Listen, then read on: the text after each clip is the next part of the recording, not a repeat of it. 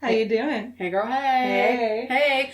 Welcome to our podcast. Welcome back to episode 3. We're on episode 3 now. Yes. We talked about alien abductions and then that weird did. stuff that happened to us personally or just weird in general. So this time we're talking about the Satanic Panic. We are. Well, first, let's, if you're new to the podcast, we're not like in any kind of an order, so you can pick up just about anywhere. Our podcast name is All Things Strange. I'm Kristen. I'm Brittany. And basically we just talk about anything that we find to be interesting or strange, or most things that we find interesting are strange. So true, because we might just be strange people. And our interests are like us. I'm thinking strange. might be not quite a strong enough word, Oh, but okay, we are. Yeah. Whatever. So yeah, this episode we're talking about the Satanic Panic. We tried to, keep it close to like the 80s because that's when a lot of things happened, was in the 80s. There was that whole like daycare incident. Oh fuck, that was did you have a hard time this week? I did. Because there was a lot of child stuff and that fucking it wasn't just like child killings, because honestly when it comes to like, the kids, there was hardly any of that. It was just it's the pedophilia that was bothering me. I was like this whole daycare of kids. Yeah. And I read it was completely unfounded. Yeah, exactly. And I read like everything about it, and there were like nobody was ended up being charged in the end. It's fucking weird. Or convicted, or whatever it is they want to call it, but nobody got in fucking trouble for this. So, just so you know, that's not one of the things that we are talking about. It's just the Satanic Panic was a time in America, well actually around the world, where suddenly satanic ritual abuse was a thing, and they would have full-on classes with law enforcement and psychologists, and it almost perpetuated the problem. Yeah. And they really, I couldn't really find a case that was ever substantiated. It was just, I don't know. It was just, it was basically modern day witch hunt is how I feel about it. It really was too. And not to discount if something did happen to somebody. I'm sure there's been something along the lines, but I couldn't find much of anything. I couldn't either. And it was also like at a time where police work was completely shoddy. So, you go through like all these like cases or stories of this satanic ritual abuse, and hardly anybody is being charged for it, if at all, because the police work was so bad. It was a time where you were having a lot of new people that were coming in with new systems, new technology, new ideas, but then you also had the good old boys club, and so it was a time of growth. Yeah, and it got kind of messy, I think. So either way, it wasn't the Boys in Blue's best work. I agree. It was awful. Okay, so you're going first this week. Yes, I am, and I found this one. Will you tell me a story? I'll tell you a story. Oh, my chair is spinning all by itself. It's a Satanic Panic. It knows. Don't panic. It's satanic. It's possessed, because apparently my chair that I bought at Walmart 3 months ago is also from the 80s and prominently used in the Satanic Panic, so it might be a little possessed. It's been in stock since the 80s. I guess so. Look at it, maybe it stopped. If I reach for this, though, it spins. Okay. So, the story that I found, which I could not find, like I was telling you earlier, I could not find like a Wikipedia article on any of this, on any of the victims, on any of the defendants, nothing.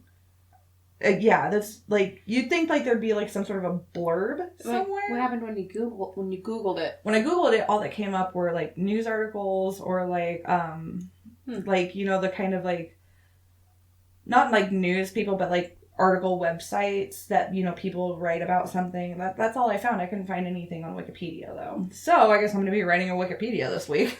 Because this one, I don't know, it seemed really, really interesting, even though it doesn't seem like there's a whole lot to it. There's, from what you can like read from the articles, there's more to it. Obviously, we just gotta figure it out. So mine happened in 1980, like the late 70s, I think is like 79 is maybe when it like started, but everything I'm pulling up is like from the 80s. That's been really conflicting too.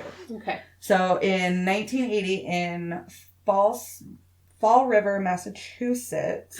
Fall Rivers? Where Lizzie Borden... Girl. That's another reason why I was like, ugh. Sorry. So yes. Yeah, go ahead. So Fall River, Massachusetts. That place is fucked up. They, you know, in the before the 70s, they had like a bunch of like textile factories. Okay. Those are all started closing down in like the 70s, I believe, is what it was. Yeah, the late 70s, the textile factories began shutting down. It's right here. That was when a lot of American jobs were forced overseas because manufacturing costs was so much lower, and a lot of them. That's when America went into a really, really bad recession at that point because of it. Yeah. It was pretty rough. But it does say here that the people of Fall River began, you know, going into prostitution. Ooh. And, you know, sex work and things like that. Oh, so I know. That's what else are you supposed to do? You lose your job at this textile factory because they decided to shut it down and outsource to pay your heart. He was like, gotta go find me a pimp. Hell no. Oh my god, I just offended everybody. Anyways, I'm an entrepreneur. So the local police were struggling to get a handle on the prostitution, and you know they were following Johns around, they were following the sex workers around and things like that. Then they found, terrible. Yeah, it is awful. It is terrible. So they found the first body, which was Doreen Levesque. It's got a Q-U-E at the end, so I'm gonna go ahead. Levesque. Yeah, let's go with that. Yeah, we'll go with that. So she was 17 years old when her brutalized body was found on the ground of Diamond Vocational High School in Fall River in 1979. Okay. So that's where the 79 was. She was face down in the grass with her hands bound. Her body was a mess of cuts and bruises with signs of sexual assault. Her face and skull were so broken and crushed that she was unrecognizable. It was, it was pretty rough for her there towards the end. When they finally figured out who she was, they couldn't figure out who would have done this. They had no suspect. She was a runaway, unknown prostitute. She was 17? Yeah, she was 17. Fuck. God, I couldn't even imagine doing that at 17. I was too busy being stoned at 17 to be put through sex work. I couldn't be bothered. Me too. I needed the money, but I couldn't do it. No, sorry. Not for me. I needed the money, but I was too stoned to be a sex worker. I've got a few friends. I've got a few friends who are sex workers, and they don't do it like in the prostitution way, really. They are more in it just for like the actual like sex work of it, whether they're like an escort or they work like in like photo shoots or like movies or just things like that. But they're not like these people who are forced into it. I'm very fortunate to, like, I don't really know many people, like maybe one or two people who were like forced into sex work because they had no other option. These people love the work they do, and it's really beautiful. Oh my gosh, some of the photos that they come out with, I'm like, damn. It's really good. Okay, I'm rambling now. I'm sorry. Y'all do good sex works, okay? I really appreciate it. No, really. They do cool stuff.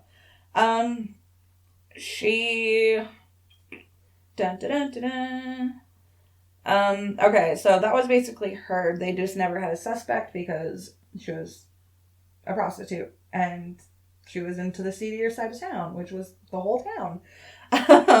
The next body was found in 1980, this time in the woods behind a disused printing factory. Barbara Raposa was 22 and another known prostitute. So young. I know. So ridiculous. The circumstance of her death was even more chilling. She was discovered by a man walking his pet beagle, laying with... The print is too small. I'm sorry. Laying with her hands bound, face down atop a flat stone that greatly resembled an altar.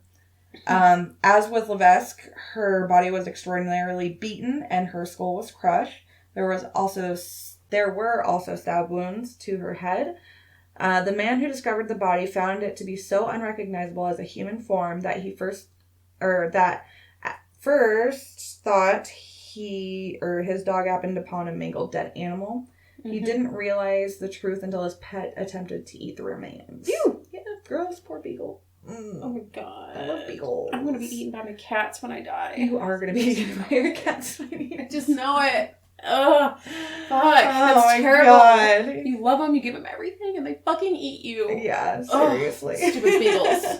Anyway, go ahead. So by this time, second murder, they still have no suspects, and the whole town is in a frenzy. They don't know what the hell is going on. Let's see here. Someone dangerous was stalking its street, and thought the victims had been on the outskirts of society. Just things like that. What's that serial killer that remind? Gary Ridgway, right? Or no? Yeah, because he's the one that killed all the prostitutes. I believe so. Yeah. Kind of reminds me of him. Like, oh, well, they're kind of nobodies. A lot of them killed prostitutes, though. Yeah, that's true. But that one's more prolific for me because I grew up there. Prostitutes, they're an easy mark because often they aren't... Nobody's going to be looking for them. Exactly. And it's fucking they terrible. Either have no family or they're completely disconnected from their family. It's really terrible. Or like if they're pimp, like they're talked about it, they're forced into it, and so their pimp's not going to really go looking for them. Yeah. They'll just get another girl. Well, as long as they got paid, I mean. Yeah. Why would they care? It's terrible. It is really terrible. Ugh, it's awful because these women, they came out of somebody, right? They didn't just show up into thin air. Test tubes. All of them. Not test tubes. God. Yes, they are. Okay, so local police made an effort to infiltrate the supposed satanic cult within the prostitution ring to the degree of integrating themselves with known pimps and prostitutes in order to witness meetings. Whoa. In which the group chanted and performed ritualistic acts in order to summon the power of their perceived master. Could you imagine being undercover and having to go through all of that? Okay, hold on. So, backtrack just a little bit. Okay. So, these police officers are integrating themselves. Are they undercover or are they working with the pimps and stuff? Oh, they might be working with them. Okay, so... They're integrating. What do you mean they're... What? Their master? So they're going into these meetings where they're chanting and performing ritualistic acts. Who is? The cops and the pimps and stuff? Like the satanic cult within the prostitution ring. Okay, so that's weird. So it's basically a bunch of pimps and hoes. So much velvet. Would say. And it's all red and purple. It's velvet and cigar smoke. Oh my god! We're not talking about the Frank Sinatra room in Vegas. I'm just saying. No. Okay, I didn't catch that. So it's like a secret society within this deep underbelly. Kind of, yeah. Yeah. Okay. Cool. It's just like layers upon layers. It's like an onion. You just keep peeling away layers. Or like an ogre. Ooh, yeah. They have layers. Hell yeah, Shrek. So it seemed... Let's see here. It seemed that the two murders were on the cusp of being solved when Karen Marsden, an area prostitute, came forward. Marsden was in fear for her life. She felt that she knew too much and was too far outside the close-knit inner circle of the satanic group to remain safe. She told police everything she knew, naming a local pimp, Carl Drew, as the ringleader of the group responsible for the murders. Offered protective custody for her cooperation, Marsden refused. On February 8th, 1980, Marsden requested police to drop her off at a local church, and it would be the last time she would be seen alive. It was months before any remains were discovered, and all that was recovered of Karen Marsden's toothless skull, or was her toothless skull. So, was she toothless before or after? I'm trying to get a gauge of how good she was at her job. I'm wondering if they kind of... Jesus Christ. You can't say things like that. Sure I can. I just did. Okay, so anyways, it was toothless, and I'm wondering... There's a couple of different possibilities here. She was really good at her job. Or somebody took all her fucking bones. Or she was tortured and they ripped all of her teeth out, which has been known to happen. Or when after she died. Post-mortem. Post-mortem. They either fell out or that's what were I'm taken thinking. out or just something like that. But I'm willing to bet it's a satanic cult. She had information that she had willingly given police. Mm-hmm. I'm willing to bet that they yanked those things out. I bet they yanked her tongue out first. Ooh, yeah. Because, I mean, it's just as skeletal remains. You're not going to know whether or not there was a tongue left. Would you? I would try to drown in my own blood at that point. Yeah, basically. You just want it to be over at that point. Fuck it. God. Or like that from Pirates of the Caribbean, that one pirate that doesn't have a tongue, so he uses his parrot to talk to her. That could be me. If I wasn't so afraid of parrots. I don't like parrots. They're scary. They have one big tooth that'll fuck you up. Seriously. And like, they're huge. My friend's mom had a parrot. She was huge. She remind me to tell you about my grandma's parrot. They found him in a chicken coop in like the 60s or 70s. That is awesome. He was a dick. Anyway, I'll tell you about him later. Yeah, so you gotta get through your story. Okay. I'm sure our listeners like, shut the fuck up. I know, right? Okay. Sorry, listener. So, tattered remnants of her clothing and pieces of her jewelry were found scattered along a mile-wide strip of forest, leading police to believe that she had been dragged through it. Oh my God. Her body was never found, though police speculated it may have been disposed of over the fence of a local pig farm to ensure it would never be found. A break finally came in the way of a tapped phone call that revealed Marsden's killer. I'm going to go ahead and thank Donald Trump for that tap on the phone. I'm sorry. Thanks, Donald Trump.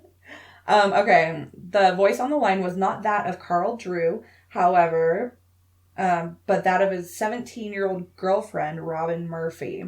Police were taken aback to discover that 25-year-old Drew was in fact not the ringleader of the prostitution ring or the satanic cult. It was Robin Murphy. The 17-year-old... The 17-year-old girl. Was the ringleader of the satanic cult and the prostitution ring in Falls City. Seems pretty advanced. I don't know, man. Like, what? So, the 17-year-old... of Fall River. I get it mixed up in my head. She was known to police for being involved with prostitution from her early teens, but her coldness and cutthroat demeanor had moved her through ranks of the prostitution ring until the young girl was running the show. Okay. The elements of the satanic cult had begun as a way to control the group and quickly spiraled out of control. It was... let's see here. It seemed a solid case against the woman. She was even recorded claiming that she would never be prosecuted for Marsden's murder, as there would be no evidence found. She claimed to have stripped her nude before the killing to avoid any, she stripped herself nude to avoid any blood contamination from the victim on her clothes, and she's not stupid. She's not dumb. That's talking the thing about it. Well, she's obviously lived in this life for quite a few years at this point. She started as a younger teen, and she's only that's still a big learning time. Rule number 1 of murder: don't talk about it. Rule number 2 of murder: don't talk about it. Rule number 3: you probably shouldn't do it. Rule number 4: probably. Rule number 4: Kristen still needs to watch Fight Club. True that. You know nothing about rules. So let's see here. God damn. I'm just still tripping. The 17-year-old has this whole crime ring. That's yeah, crazy. I know. It's good for her. She went places in life. Good for her. Even if it was just prison, she went places in life. That's right. I mean, all that control she had. Yeah, she's fucking controlling prison. I know. Jesus, she's a psychopath. Murphy was a young, pretty teenager who had already proved her power of manipulation in taking over the local prostitution syndicate at such a young age. Unfortunately, prosecutors were all too quickly taken in by this charade, and Murphy turned state's evidence in exchange for immunity in the murders of Raposa and Levesque. Oh my God. So she was only charged for the murder of the one. Dresden. Mm-hmm. I keep getting these names all scrambled up. I know, it's hard. Marsden. Okay. Sounds like a chocolate-covered marshmallow. Marsden, enjoy one today. Let's see here. Carl Drew. Carl Drew's the pimp. Yep, he got a life sentence. Because he helped, apparently.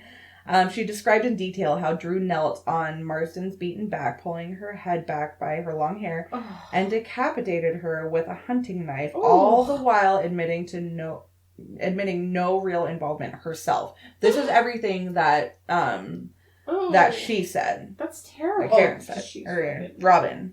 God. She's an upstanding member of society. Let's believe her. She really is. So Carl Drew got a life sentence while she pointed the finger at him. Her cooperation with the prosecution earned Robin Murphy the lesser sentence of second-degree murder in the murders of Marsden. So I think she still got like a life sentence, but with the possibility of parole after 20 years. So she gets out on parole. Uh-huh.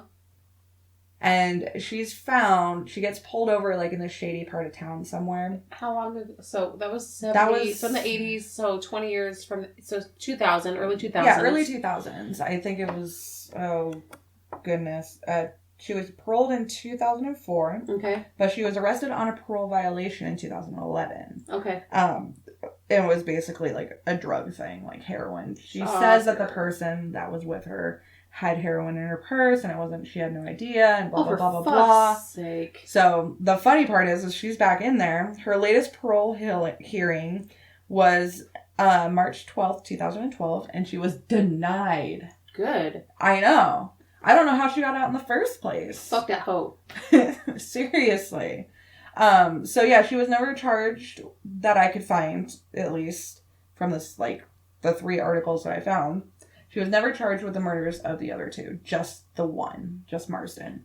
Oh, God. Because she was so willing to give up all this information. So there really was a little satanic ring within... Yeah. That's crazy. It is crazy. And it kind of makes sense because the satanic ritual abuse has a lot to do with, like, sexual abuse. Mm-hmm. So to have this satanic cult in the midst of a prostitution ring, it just, like, all of a sudden, it seems, like, really far-fetched at first, but then all of a sudden it's just, like, click. And it makes sense that it would be there, you know? That's so weird, because you actually did find a case where it was admitted, and I didn't hear that one. I couldn't really find anything. Like, I have a lot of allegations that I've seen, but... Oh, yeah, this crazy. One at least had like some sort of conviction. She fucking admitted it. Because if she didn't admit it, I wouldn't believe it. I would believe that she's killing people, and I would believe that maybe she's even in charge. But the fact that it was to back a satanic cult, maybe not so much. Right. I wouldn't have believed that. Yeah. Well, and the thing is with the satanic cult, I think a lot of them get away with it because there's so many of them. Like, it's a cult. There's a ton of people. And it's really easy to... When you have that many people, it's really easy to sway investigations to however you want it to be. You know? Interesting. I don't know. It's just... But that was like the one, and that's the reason I like that one so much, is because she's still in prison. She's still denied parole. Or no, I think she tried to put in again like in 2014 or something, and she was denied again. I would have to find Gimli's losing his shit over here. I know, it's because somebody just came in the front door. It's cool, dude. He's just like, no, I want to see. But it's, this article here, no, it must be that same one. She kind of looks like a man. I want to see her.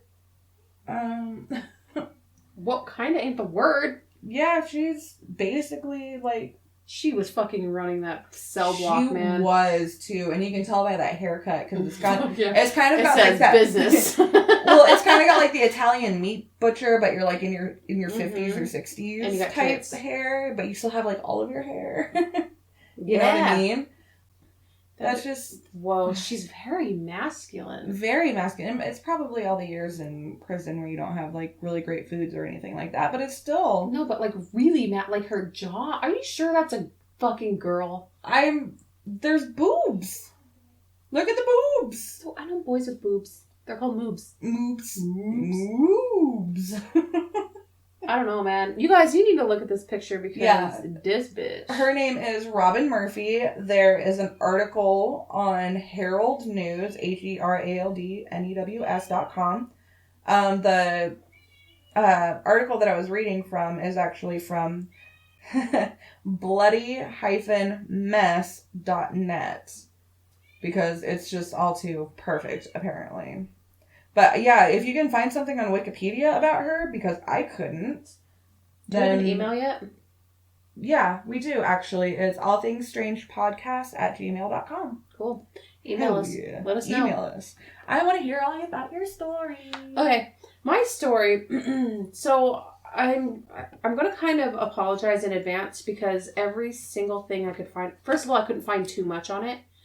And most of the stuff that I could find is actually very recent, like within the past 10 years. Really? Yes. Interesting. Yes, it's about a woman, and she is making claims about the past. Okay, I've read a couple of things like that. I don't think it's that one though. So please just try to bear with me because I might go back and forth a little bit timeline wise. Mm-hmm. I really tried to get my thoughts in order, but this one was I know. That's why I just tried to stick it with one article here, and even then I was still kind of jumbled up because it's oh my god. I know, it was crazy.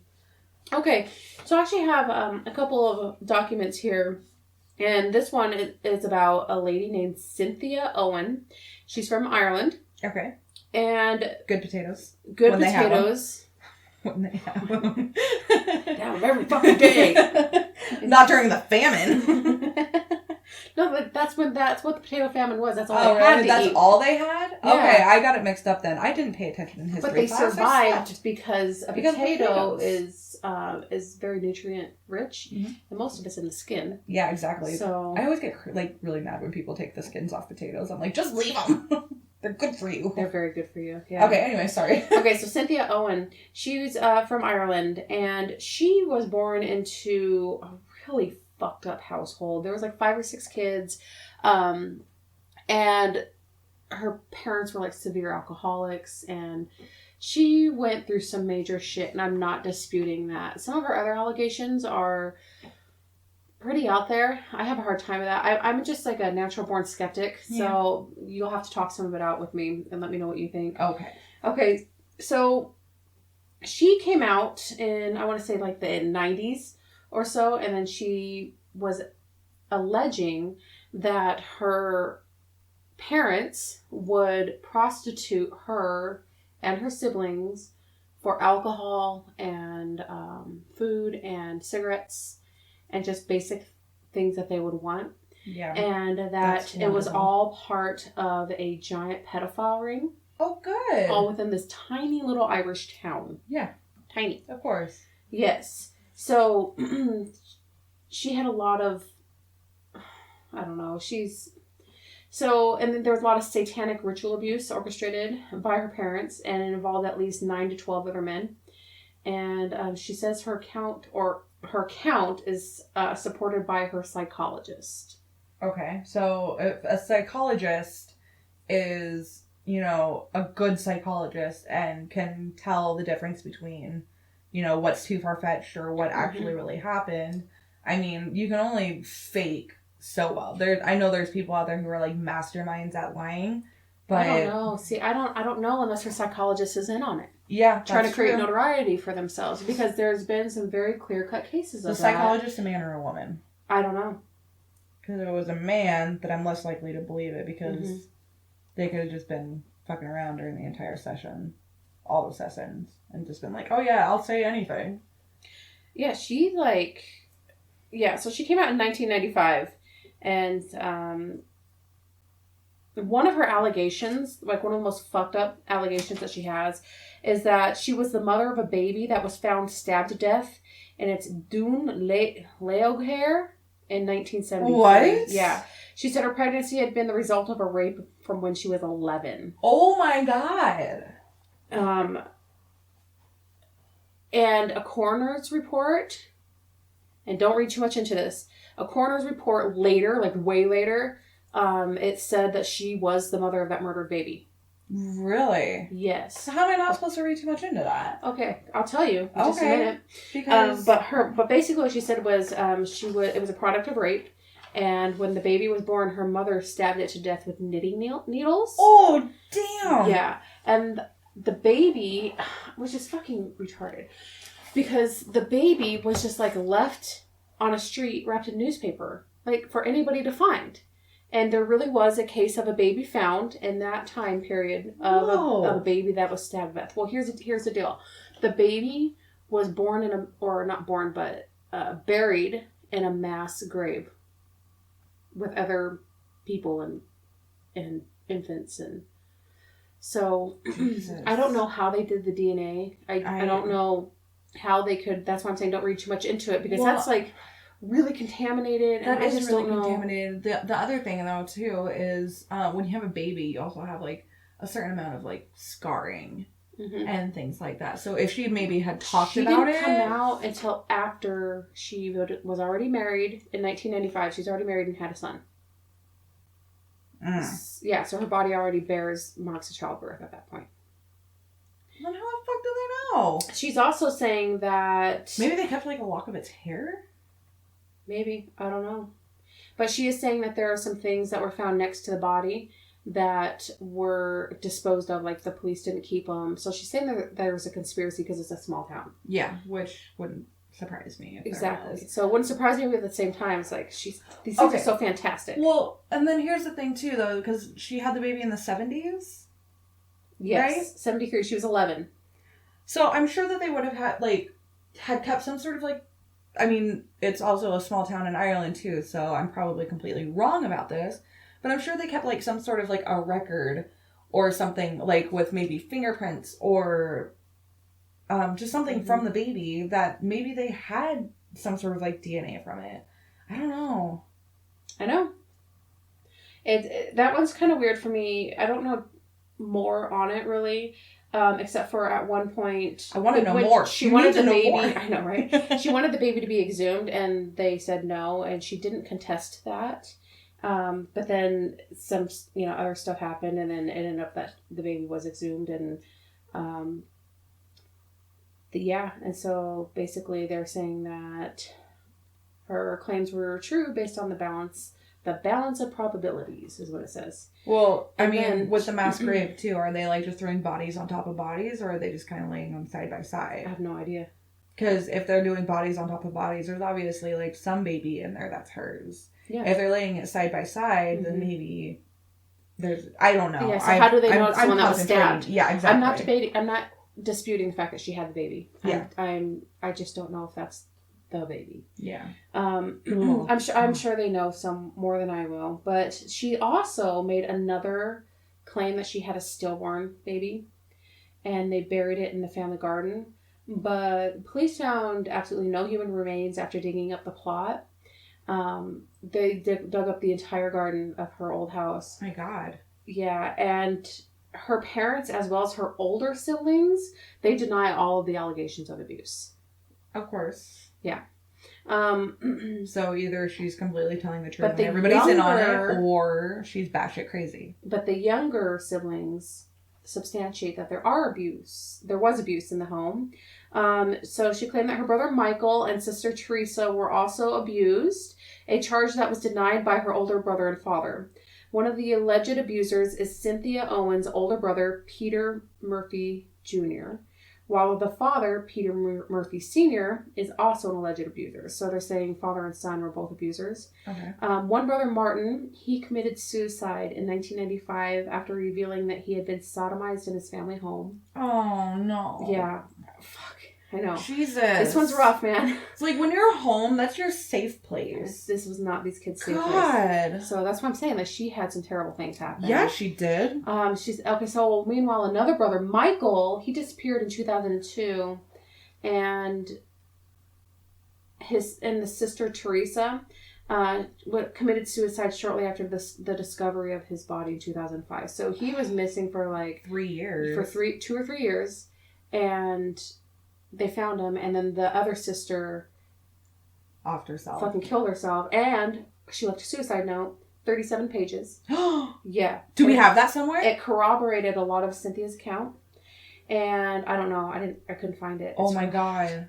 A friend of Teresa's testified at a trial, stating that Teresa had spoken to him at length about her sexual abuse in childhood, and Teresa Murphy committed suicide on February 24th, 2005 as a result of childhood sexual abuse, and that this finding was supported by police evidence.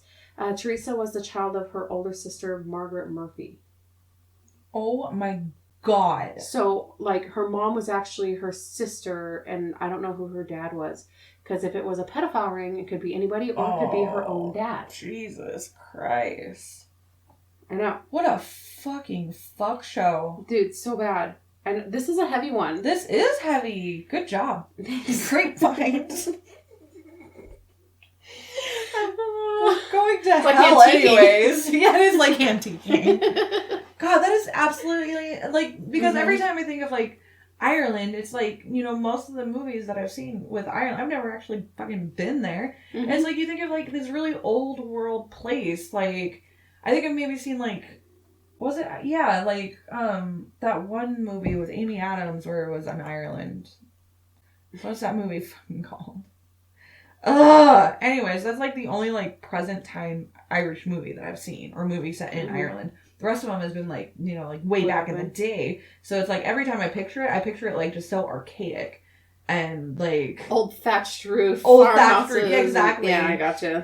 No cars, obviously. Everything's like horse and carriage. And that's how I picture it. So it's like, I keep picturing it, and I have to remind myself, like, no, these people are killing themselves, like, in the early 2000s. And all this happened, like, between the 70s and now, basically. That is incredibly hard for me to grasp. Yeah, it's really hard. I mean, she has a lot of people corroborating her story, but at the same time, she has a lot of people saying, no. So she stated that she felt robbed of justice by her mother's natural and peaceful death. Like, this woman has hate burning in her heart. I don't blame her. I would too. If any of that's true, I would. Oh, my God. So Owen's father... Okay. Peter Murphy Sr. And 3 of her sisters won the right to appeal the findings of the inquest from the High Court. The family claimed that the coroner was biased towards Owen, shielded her when giving evidence, and was selective in the evidence presented to the jury. Oh, that's fucked up. So they're saying, yeah, there's a conspiracy, but it's with her. Yeah. Like, they want this to be true, you know? Yeah. The case of the murdered child was reported in 2008 and 2013 to be the subject of an ongoing investigation by the Garda Síochána. And I don't know what that is, but they bring it up a lot. And she says that members of the pedophile ring were part of this Garda Síochána. So, can you spell that? Garda. Garda. And the next word is Siochana. Okay. So a petition calling for further investigation received 10,256 signatures and was submitted to the government authorities April 3rd, 2014. So this is all really recent shit. Peter Murphy Sr. has since died. So it is, and the way that because they have it, like, you know, they try to do like this is how you say it after the words. That second word is like in Russian and Korean at the same time. Oh. Like, but it means the guardian of the peace. It means the guardian of the peace. So these are basically like a police force in Ireland that are meant to help. So it's almost like citizens arrest type of stuff. I guess. Wait, hold on. Like citizen brigade. Commonly referred to as the Guards is the police force of Ireland. The service is headed by the Garda Commissioner, who is appointed by the Irish government. So this isn't citizens. This is the government, which. That's interesting. Yeah, it's basically their police force. So On guard. Okay, so I have a little bit more information for you. Okay, so I found another article, and this article was from a man, and he was named to be in the pedophile ring. Okay. And this article, I couldn't... Can we make a movie about this and call it It Takes a Village? You fucking bitch. Oh my God. Oh, that was good. I'm very proud of that one. I've been coming up with some really good ones lately. So this gentleman, his name is Frank Mullen, and he is a pillar of the community. And he is like, he's fucking astounded. But of course he's going to be either pretending to be astounded or he is going to be astounded. Yeah.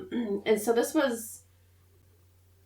I don't think I mentioned the name of the town, but it's called Dalkey, Dalkey. And he's lived there his entire life. Okay. And he's 78 at the time of this article. I think this article is only like a year or two old. Of course. Yeah, right. But he's been investigated a number of times by the Gardaí. And on 8 occasions, a file has been sent to the DPP. Each time the DPP recommended no prosecution. So every time they're asking to look into this particular man, they keep throwing it out. Throw it out. There's not enough evidence, or, like he could confess to it and it still wouldn't be enough. So, I mean, all sorts of things. So, senior counsel, it's been examined by a senior counsel on behalf of the justice minister.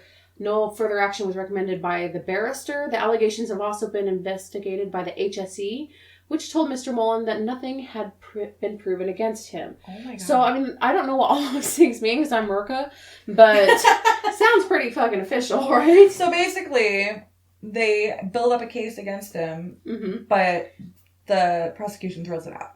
And Basically. But here's the problem. This guy lives in a small, small town. Yeah. Small town in Ireland. Everybody gossips. Everybody knows each other. Yeah. He's become a pariah because of this woman's allegations.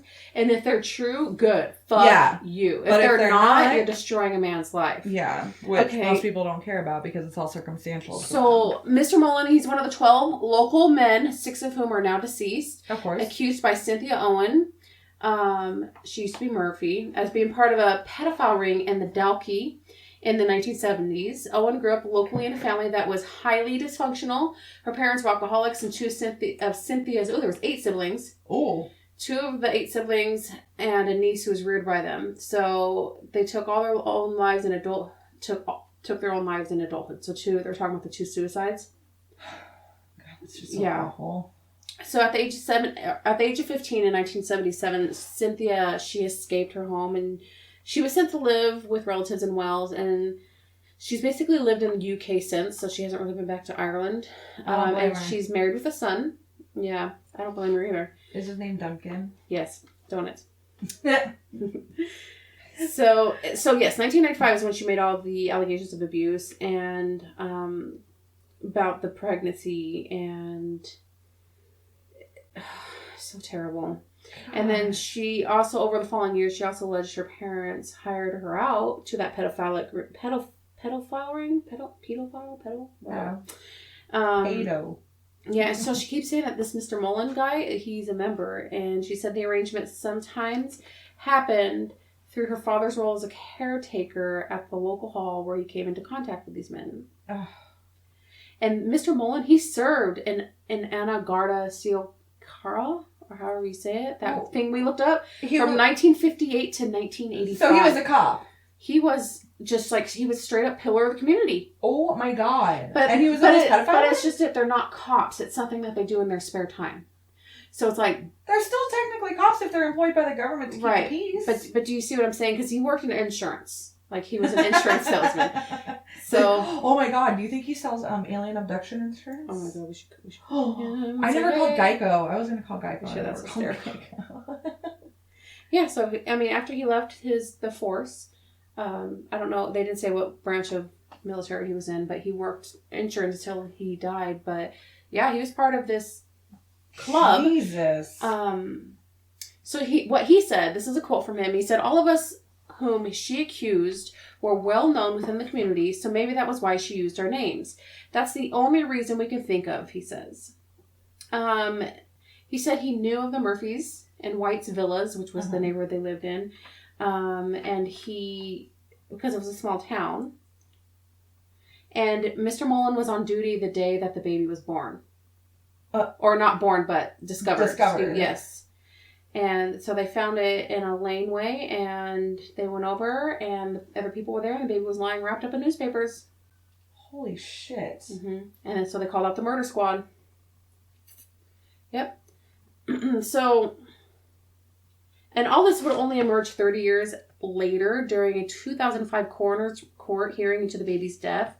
And I don't know why it wasn't looked into, or maybe it was just cold case, like they couldn't figure it out, Maybe, and she goes through all these years of people not believing her, so maybe they were like, well, you're probably full of shit. And, well, a jury in that court 30 years later, they declared unanimously that Cynthia Owen was the mother of the dead baby, posthumously named Nolene.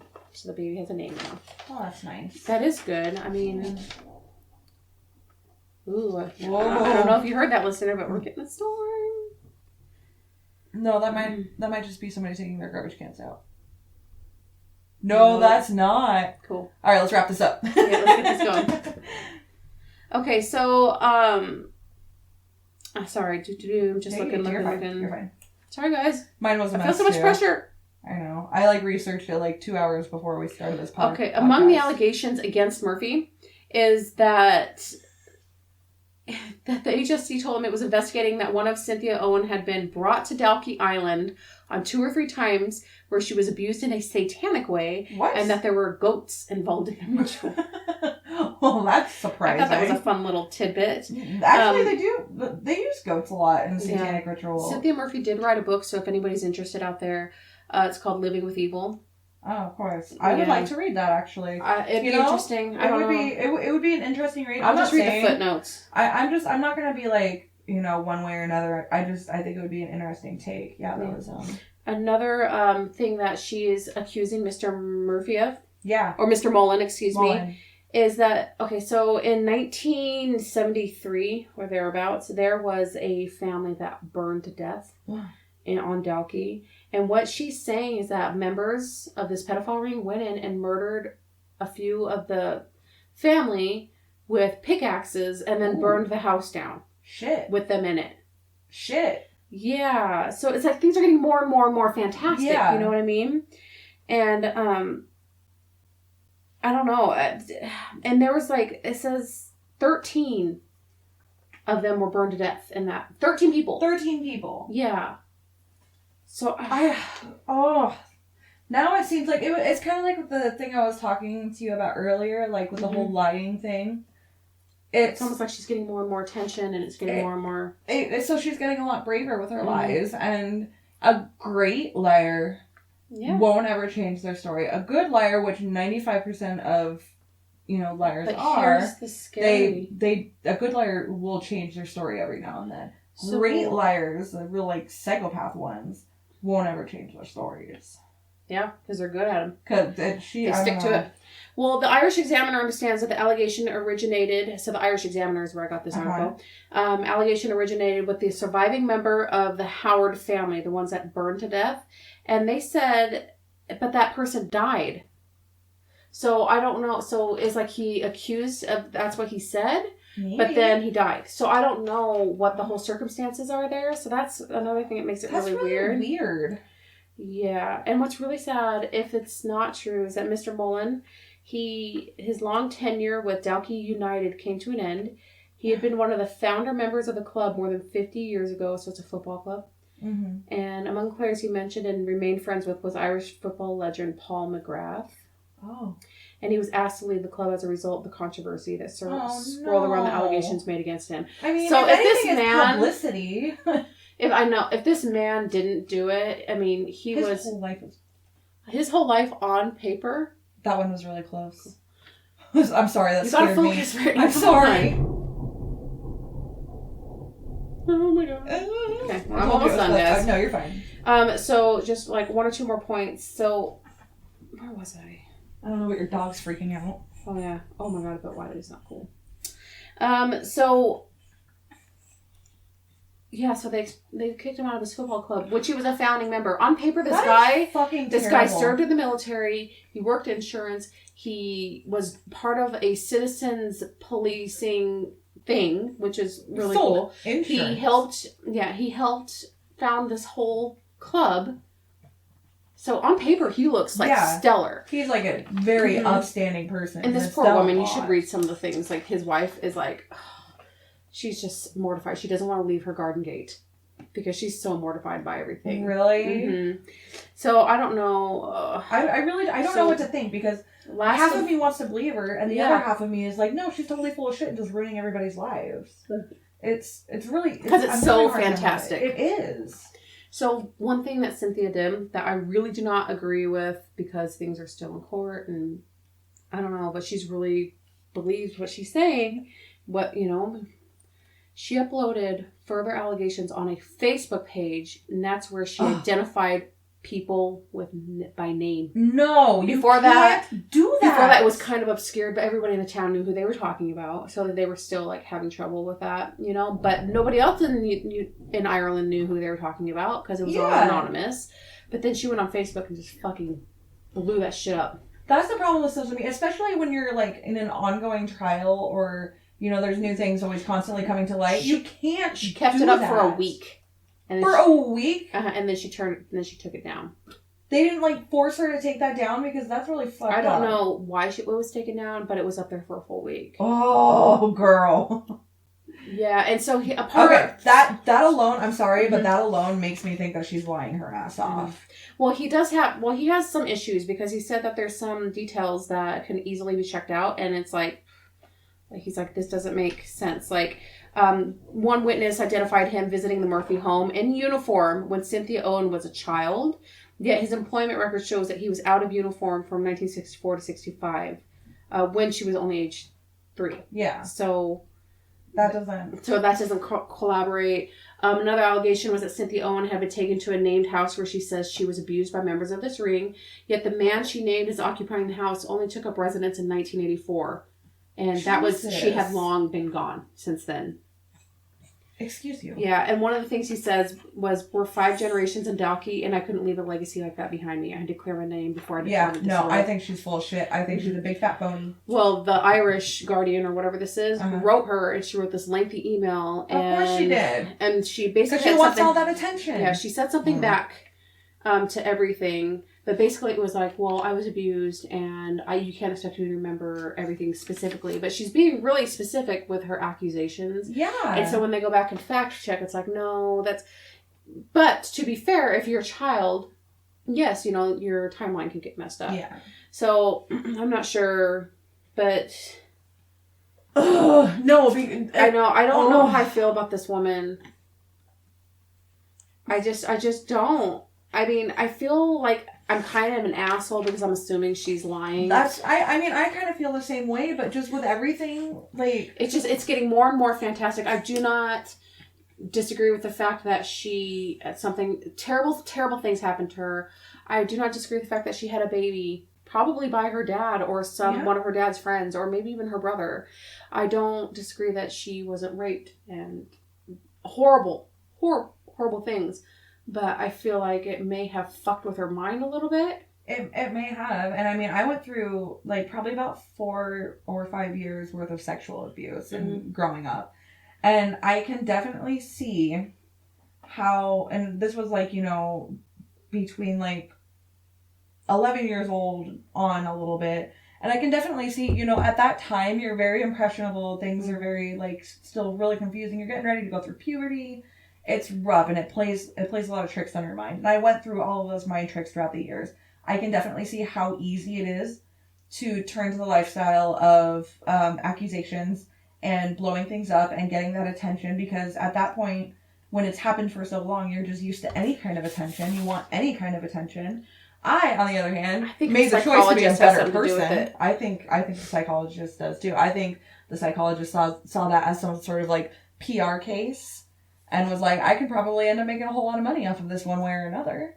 You know, she's obviously a really great liar. I don't know. I mean, I'm really torn with this one because I do think shit happened. But man, it's so... You gotta be really careful when you're accusing people of things. You do. You 100% If they did it, they need to be held responsible. Absolutely. But if they didn't do it, you're ruining them for nothing. Yeah. For your own ego. I think that in a way, I think it's... I just don't know, Brittany. I don't know either. Anyway, it's really rough. One. Holy shit, though. Yeah. That was a good one, though. Like, it was rough, but it was fucking I feel like there is no conclusion to that one. There isn't, because it's not over yet. Nope. It's not. We still don't know whether... It never will be over, and it'll be interesting to see what else she comes up with in the next couple of years. Well, we'll come back to it in a couple of years if she comes out with anything new. Like, I was thinking about doing this thing on the podcast where we start, like, you know, we each have our own story on a certain subject, but then, like, at the end of it, we, like, talk about, like, just, like, one weird article from the week. And I think that maybe it'll show up. I don't know. What did you think of that, by the way? That'd be cool. Yeah, just like one weird article from the week. It's like usually the weird articles are nice and short. Okay, yeah, we'll take turns so that there's only one weird article. Yeah. Okay, cool. We'll do that at the beginning of the podcast. That's just an idea. I think that sounds good. So next week. Next week? Yeah. This one should be a lot better, a lot more fun. Hell yeah, it's going to be way more fun. We're going to talk about prolific con men. Yes. Con men. I love the idea of con men because it once again comes down to the liars. Like the people, like the dudes who have like 2 wives who don't know about each other and because they go on business trips. I got some good ideas already of people. I think that confidence men are just very, very interesting because I could never do it. Ever. I could never do it. I'm too fucking honest. Hell nah. Oh my god, now it's like pouring down rain. Okay, Brittany, let's go outside and look at the rain. I need to go to the store real quick. No, I'm not. All right, you guys. Next week, con men, all that stuff. Don't forget to tell your friends about us. Mm-hmm, definitely. Oh, and I know I really goofed up because I didn't upload the second episode to YouTube, but that is going to be uploaded about the same time this episode is uploaded too, so you'll have it at that point. But I just want to apologize. That was my mistake. Let us know. Be part of our Facebook group. Yeah, we've got the Facebook page at All Things Strange Podcast, and then we have a Twitter account. We have an Instagram account. You can find us on SoundCloud, iTunes, all of that. Comment, interact with us. We love to interact with you guys. And I'm going to subscribe, guys. Yes, Rate seriously. Subscribe. That really would help us out. And I'm going to make sure that in the descriptions from now on, I'm going to have links to all of our social media. So that way, if you guys want to follow along, you can do that with ease. Cool. It's important. Social media is important. How else are we going to talk to you guys? Yep, that's why Brittany does it. Hell yeah. You're too busy to do it anyways. Oh my god, it's ridiculous. And then we have our email address too, allthingsstrangepodcast@gmail.com. Absolutely. All right. Well, we will be hearing from you guys. Hopefully really soon. Yeah. Even if you just want to say hi. Hi. We'll take a hi. I know some of you have our personal phone numbers. Mm-hmm. That's okay too. That's perfectly fine. Not all of you get our personal phone numbers. That's not how this works. Oh, I just saw another one. Brittany. I'm sorry. Focus. I can't. I love lightning so much. All right, guys. We're going to go so Brittany can go play in the rain. We'll talk at you next week. Hey everyone, it's Brittany here. I just wanted to say thank you for listening to another episode of the All Things Strange podcast. I just wanted to let you know that we are all across social media doing everything that we can to get the word out. We do have our email all set up, so if you want to set in suggestions or if we're not on a platform that you want to listen to us on, I can do my best to get us on there. So the email is allthingsstrangepodcast@gmail.com. We are also All Things Strange Podcast on Instagram, on Facebook, on YouTube, on SoundCloud, on iTunes. On Twitter, we are All Strange Pod, because apparently All Things Strange Podcast was way too many letters for that specific platform. I mean, you only get so many. But please go follow us on all those social medias. I'm going to try to be a lot more active on them because I want to hear from you guys and I want you to see what we're doing all the time and everything like that. Make sure to share the posts with your friends, subscribe, rate, comment, be a part of our little family here because we want to grow. We want things to be amazing for you guys. We really do appreciate you. With our 4 listeners out there. I know we don't have very many, but it's cool. You're one of us. You're here with us at the beginning. We love you. We appreciate it. Thank you so, so much. And we'll talk to you later.